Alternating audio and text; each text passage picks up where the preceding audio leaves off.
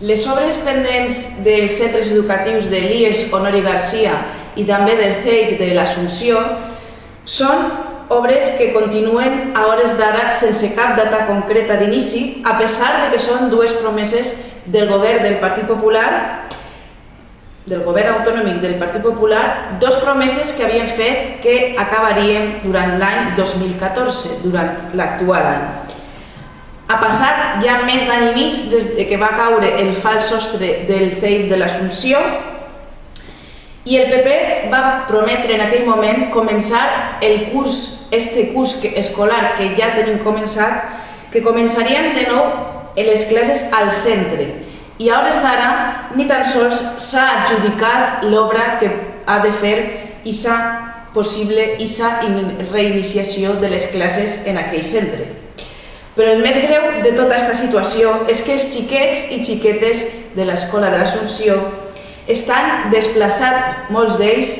al CEIP de la Cova, l'escola del barri del Club La Unió,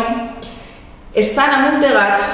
per la falta d'espai i de condicionament d'aquest centre educatiu. Un centre educatiu, el de la Cova, que no està preparat per a acollir a tants xiquets i xiquetes, no està preparat per a donar el servei a totes aquestes personetes, amb el conseqüent perill i el minvament de la qualitat educativa del servei públic que s'està oferint en aquest centre. Ni els xiquets ni les xiquetes de l'Assumpció ni els de la Cova es mereixen estar patint aquesta situació, una situació que ha sigut provocada per la passivitat dels governs del Partit Popular,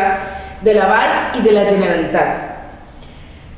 Però és que el cas de l'Honori Garcia, de l'Institut Honori Garcia, és un cas encara més sagnant. Porten més de 5 anys esperant en barracons que el PP de Fabra faça d'una vegada per totes l'edifici nou que necessiten per a poder fer les classes en condicions.